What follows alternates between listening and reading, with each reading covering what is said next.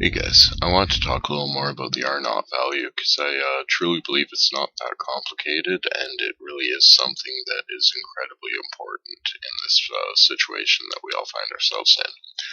So here's a quote from Dr. John Campbell. If anyone's not watching Dr. John's daily updates, please watch this man. He's wonderful. He's been giving us information on the worldwide response to the pandemic, and again is doing daily updates and wonderful work.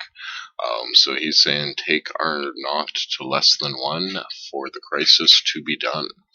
And that's very true. The R-Naught value, if we can force that number down below 1, then we will be able to get a serious handle on this and stop the chains of transmission.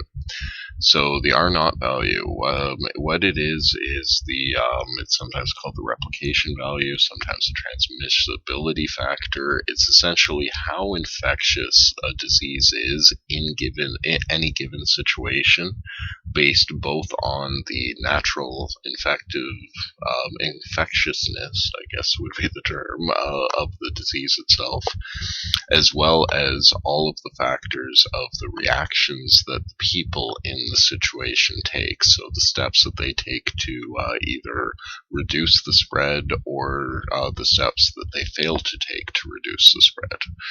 So all R-Naught values assigned to a novel virus are estimates.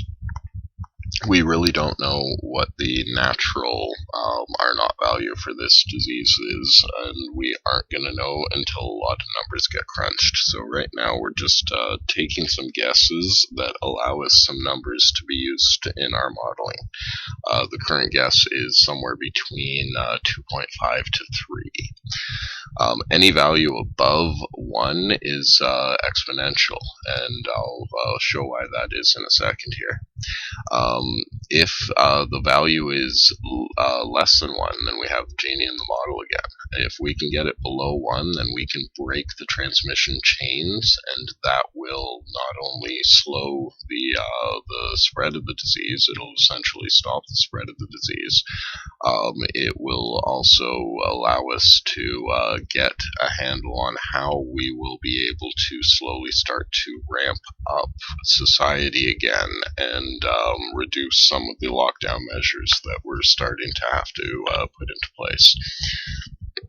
So if it's between 1 and 1.5, then we can probably keep control over it for a period of time. That's kind of the range of the seasonal flu.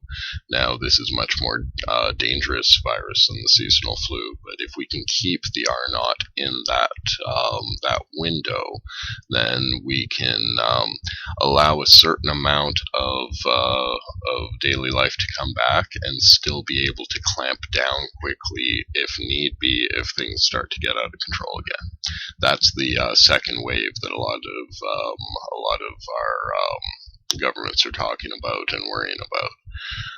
And if the R-Naught value is above 1.5, then things really get moving and they can get bad pretty quick. So we'll take a look at a few numbers that'll show that. Now first, this chart is from Tom Britton. He's a professor at University of Stockholm. He did this based on a couple assumptions, one of which is that there is no natural immunity in the population to the disease, which in any instance other than COVID-19 would be a theoretical kind of perfect world scenario. No, not perfect world, but theoretical model scenario. In the COVID-19 situation, we actually have a real world situation where there is no natural immunity because this is a completely new virus. So with the exception of the people who have already recovered during this wave, there's no one in the population that has a natural immunity to it, or the antibodies required to fight it off. The other assumption that was made in this particular chart is that we didn't have any vaccine So there's no ability for any sort of immunity through artificial means, which also is correct for the COVID-19 situation. So what this is showing is based on the R-Naught value of the disease, how large a percentage of the population, so that this one would be 100%, 90%, 80%, so on and so forth, how large a segment of the population would need to get infected before the disease would end up fizzling out due to basically herd immunity. That means that when a large enough segment of the population already has the antibodies or is currently infected with the disease, an infected person cannot find a susceptible person to pass the disease onto, and that breaks the chain of transmission in that particular case. So the higher the R-Naught value of the disease, the higher the percentage of the population that would need to become infected before herd immunity is achieved. So if we're looking at something that's at a 2, that's the 80% that we often hear in the news of herd immunity would be reached somewhere around 80%. If we look at a 3, then we're well up close to 90, if not above. Anything above 5, we might as well treat it as 99 to 100% of the population would need to get infected to slow this down through herd immunity alone. Now, again, none of this is real-world modeling. This is statistical modeling based on running the epidemiological models, I believe tens of thousands of times. I'll link this video that I got this chart from down in the description below, and it is really quite interesting how he derives these numbers. So, the R-Naught value over 5 generations. I think I originally had this as 0.5, but it might as well be 0.9. Anything that's below 1, you're only going to have one person that is infected each time in the chain.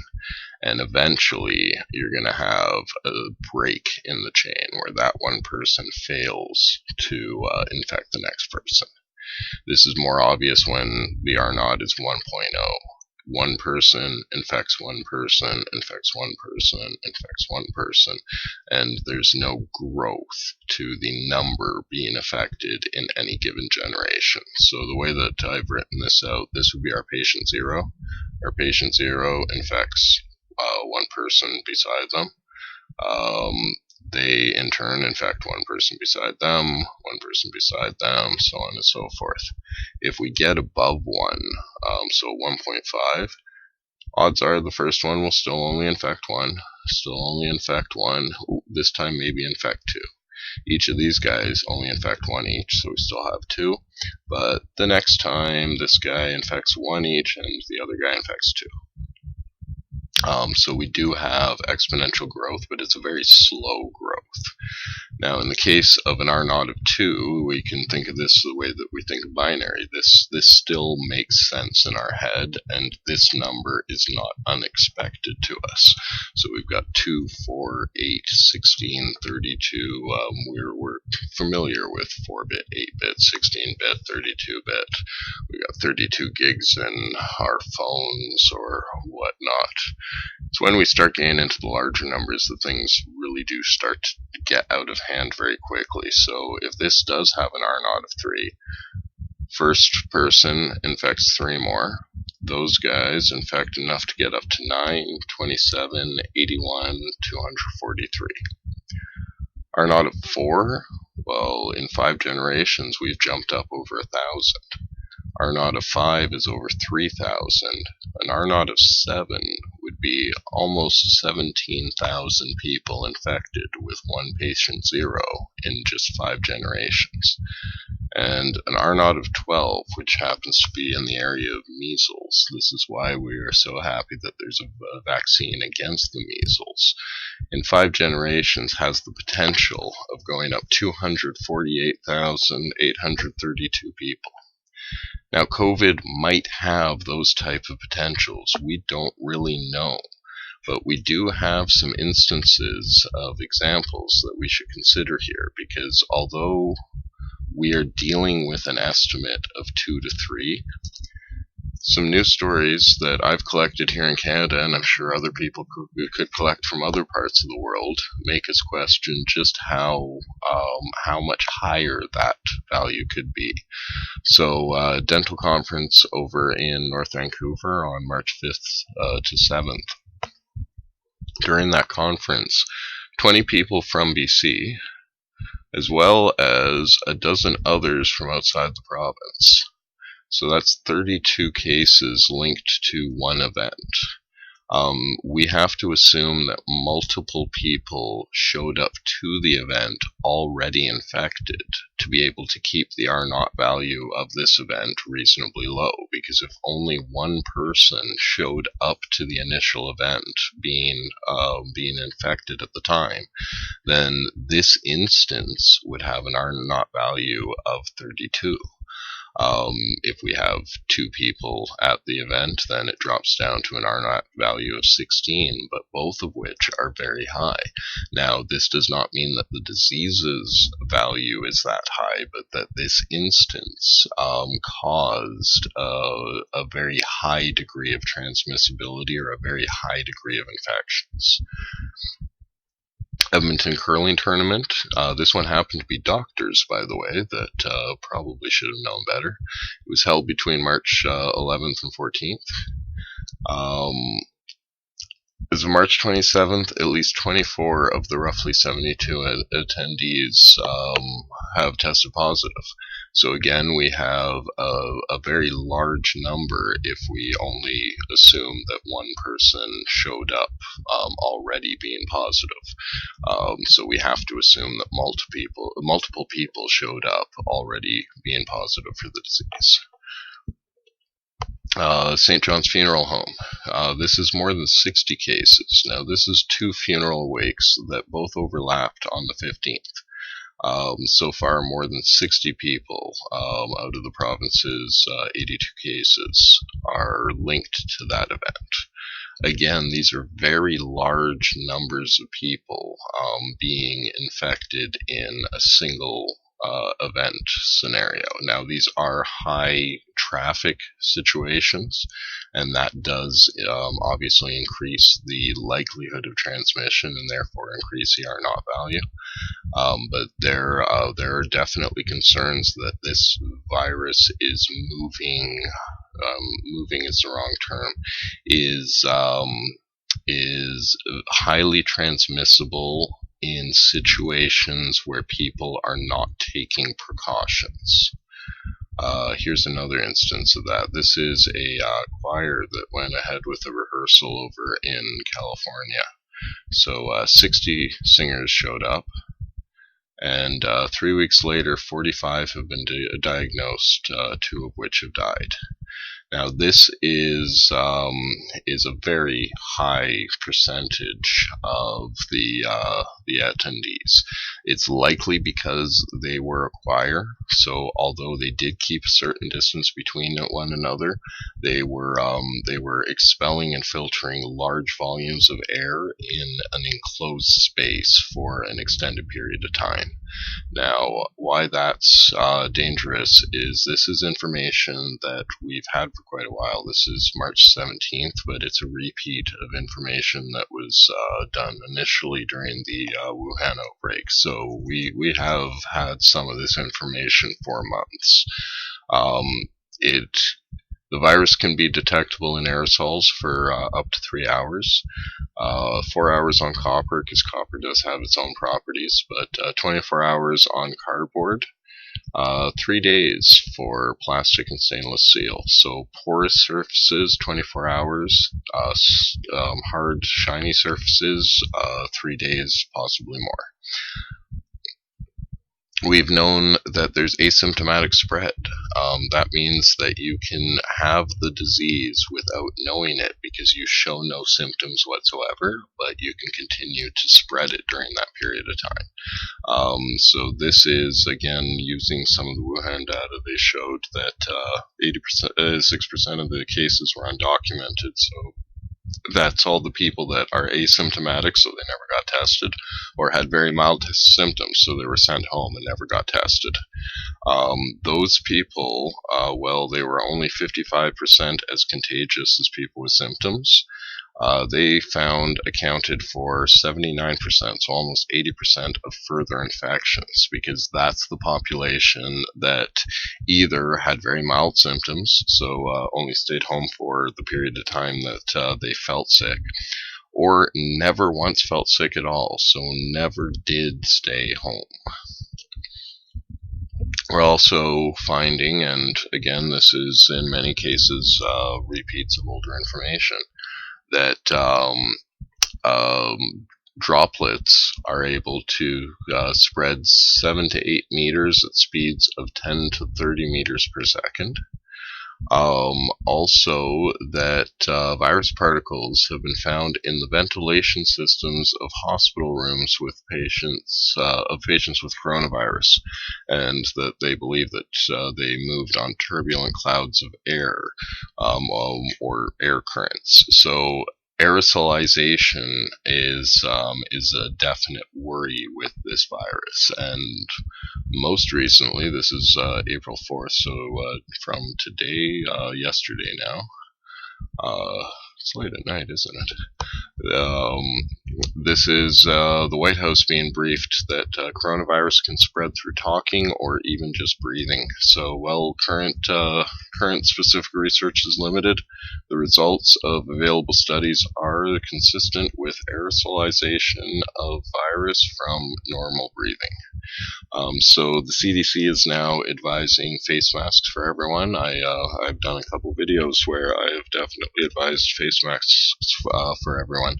I and the CDC agree completely that these should not be N95 face masks. There is a serious shortage of those in North America, and every single one of them has to go to a medical professional right now. They absolutely need them, and they are doing heroic work that we need to back them up on, so they need all of that equipment.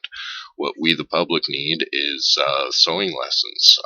We need to be sewing homemade face masks using old clothing, bed sheets, whatever we have.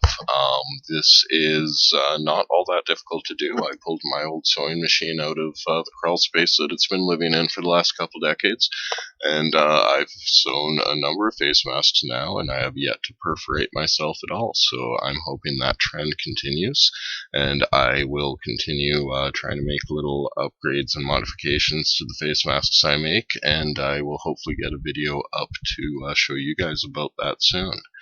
But back to our situation with the R-Naught value.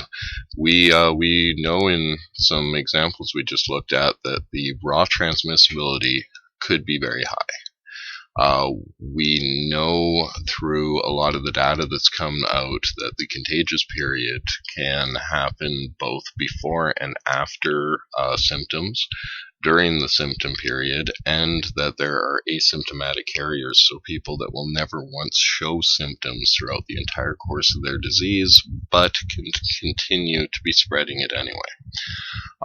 Prevalence of prior immunity in the population, that's really nothing for us in this particular situation. I only add this here because this is not normally part of the R-Naught value, but because this situation we have no prior immunity, it really does add to the R-Naught value, because there's no chance that anyone has any antibodies already sitting in their system. And finally, the steps we can take to reduce the infection risk. This is the control that we have in this situation. This is how we get that R-Naught value down below 1. I call it the pandemic response, and it's an equation. It's the total effort we put into testing, treatment, and transmission reduction. So testing is the side of things where we test every suspected case, we quarantine and trace every positive case. Now, we can't do that in North America due to shortages in the physical test kits, as well as the actual analysis capabilities. There's only so many test kits that can be run through the machines in any given day. That's all ramping up quickly.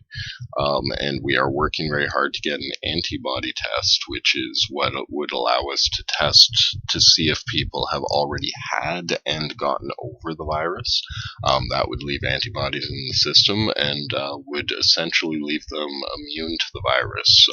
We hope for an extended period of time, but at least for some period of time. None of that exists right now, and our testing is very limited due to those bottlenecks on both supply and on capabilities. So we need to put more effort into the other two to keep up this level of pandemic response, because this one is low.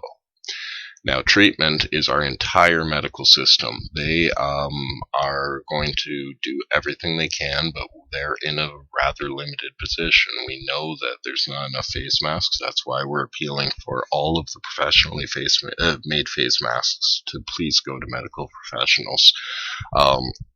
We have underfunded this section of our society for quite a long time. And we are in a difficult position right now because they are going to be needed very, very badly.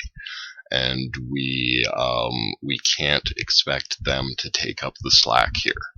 So that leaves us. That's the transmission reduction side of things.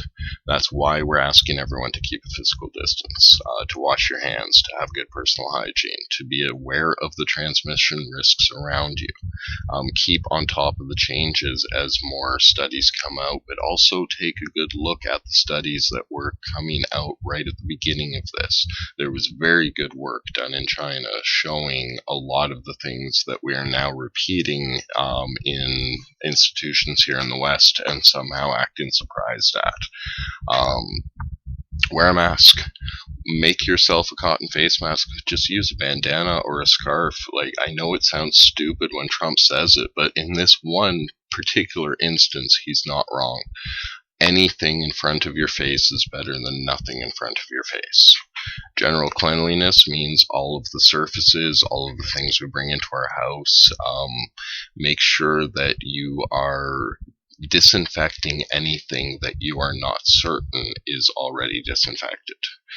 Keeping our house a clean, kind of safe haven is going to make a very big deal in our overall mental well-being and sanity as this goes on, because this is going to progress pretty much until we can get everything under an R-Naught value of 1, and then B, get a vaccine so that we can not have to worry about continuously keeping it below an R-Naught value of 1. Eat healthy food, exercise, and get fresh air. This is great advice at any time, but especially good advice right now. Being healthy is going to help your immune system fight this off.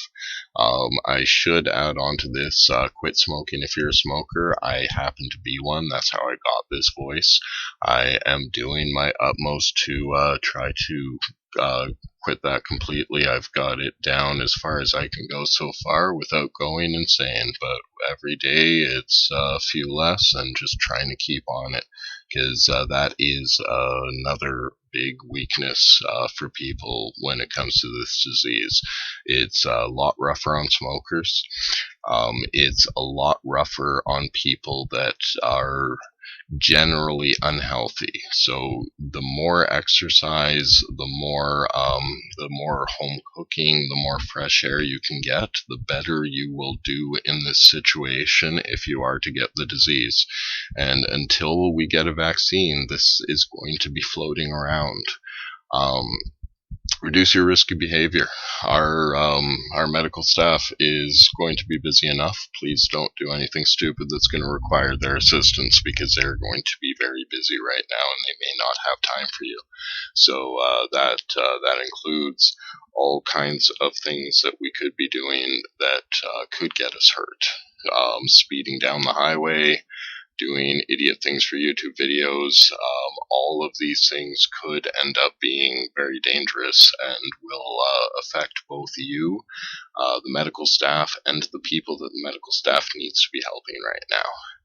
Lockdowns. This is government's bailiwick, of course, but if we want to avoid extended, very severe lockdowns, then all the rest of these we have to be doing to the best of our ability at all moments. Because if we're not doing these, then we have to do these to a very severe level. Because one way or the other, we have to bring this R-Naught value down below 1. If we don't do it voluntarily, and that means all of us, all of the time, then we are going to do it mandatorily, and that means all of us, all of the time. We need to do anything and everything that we can think of to reduce the help that we give to this thing. Because the virus does not spread, it's people that spread the virus. It has no ability to move except in aerosol situations. If we want to deal with that, we wear face masks. We stop the aerosolization from happening in the first place. Because it does not have legs, it does not have wings, it does not have tentacles, it has no way of moving. We're the ones that are spreading it around. If we stop the spread, we get this below an R-Naught value of 1, we have dealt with this crisis, and we can start to bring normal life back. But until we manage the mission of getting the R-Naught value below 1, then we have to be doing all of this to the best of our ability to avoid this for very long periods of time. And we need to do this now because it's a dangerous virus. If it's above, like we were looking at before, if it's 3, we need 90% of the population before we're at herd immunity. It could easily be above that, but let's imagine it's 3. 90% of the population is a very large chunk. If 1% of that then dies, that is an incredibly large chunk. The math is ugly, but the future is there. We need to get this down into this flat line. If we can do that, we can get it under control. But so long as it's anywhere in this curve, people are going to die. So we need to work together on this because we need to save all the lives that we can. The virus doesn't spread. People spread the virus. We need to work together, and we need to stop this now. Thank you very much for listening, guys. I will try to get part 3 of my video series out soon, and any videos that I might pull together of the masks and how I'm going about sewing them. Thank you very much for your time. Please stay safe. Please spread the message around. We need to spread information faster than we spread the virus. Virus doesn't spread. It's people doing the spreading. Thank you, guys. I'll talk to you soon.